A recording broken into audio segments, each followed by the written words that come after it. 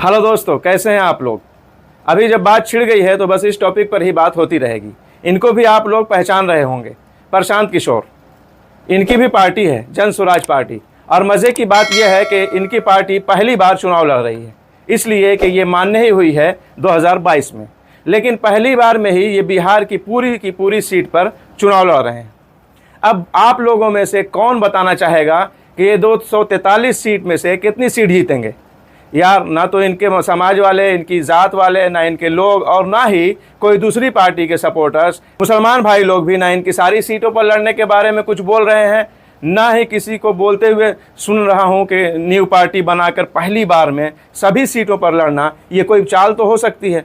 कोई vote bank ख़राब करने की कोई मतलब चाल हो सकती है, वोट बांटने की, वोट काटने का कोई मामला हो सकता है कि नहीं हो सकता है। इतनी सीटों पर लड़ने की क्या ज़रूरत थी। जो 25 सीट पर लड़ रहा है वो बहुतों के आंख में छुपता है कि, लेकिन इनके बारे में ये ख्याल क्यों नहीं आता किसी के दिमाग में, कोई इनके बारे में ये बात क्यों नहीं करता। ओह अफसोस, सद अफसोस। कितने भोले हैं वो भाइयों। ना अपग्रेड करो, ना फॉर्मेट करो, बस जो पुरानी मेमोरी किसी ने भर दिया है वही को लेकर चलते रहो। अक्ल की आंख पर पर्दा डाल दिया गया है। इन ज़ाहिरी आंखों से देख तो सब रहे हो, लेकिन समझ में वही आ रहा है जो पहले से दिमाग में भर दिया गया है।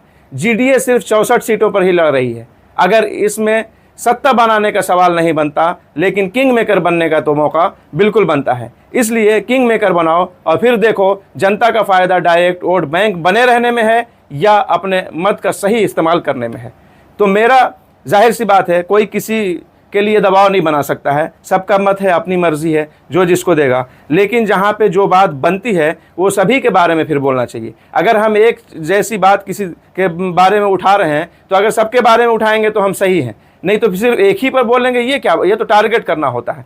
तो मतलब एक ही के बारे में ये बात बार बार सभी की ज़बान से, यानी सभी में 100% नहीं आते हैं, जितने लोग बोलते हैं उनकी ज़बान से ये सुना है कि हाँ फलाने जो वोट काटेंगे उनको वोट दोगे तो वो जीत जाएगा। बीजेपी का डर दिखा के जो वोट बटोरा जाता है भाई। इससे पहले की वीडियो में मैंने बताया कि अपने भाई को तो रोक नहीं पाए, इनके भाई तो इनका खुद वोट काट रहे हैं, तो किसको फ़ायदा होगा, किसकी सरकार बनेगी, कौन, तेजस्वी के भाई।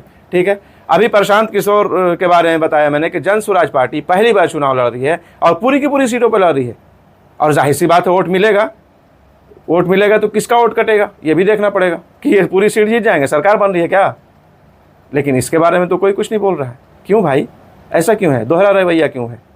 बोलो तो इनके बारे में बोलो, नहीं इनको तो वोट देंगे, क्यों, पता नहीं क्या मानसिकता बनी हुई है यार, अजीब हाल है। मैंने सुना है कि इनका तो वोट भी कहाँ कहाँ किसका किसका वोट बना है। अक्सर कांग्रेस वालों का भी जो है इनके तरफ रुझान है, इनको मिल रहा है वोट। तो मिल रहा है का मतलब ये जीत थोड़ी जा रहे हैं, लेकिन वोट कट रहा है। तो उनकी तरफ से, उनकी पार्टी को वोट मिलने की वजह से कांग्रेस का वोट कटे, आरजेडी का वोट कटे, तो ये दिखाई नहीं देता कि हाँ इससे बीजेपी को फ़ायदा होगा, ये गलत हो रहा है। लेकिन हाँ, टारगेट सिर्फ AIM को करना है। अजीब सी बात है यार।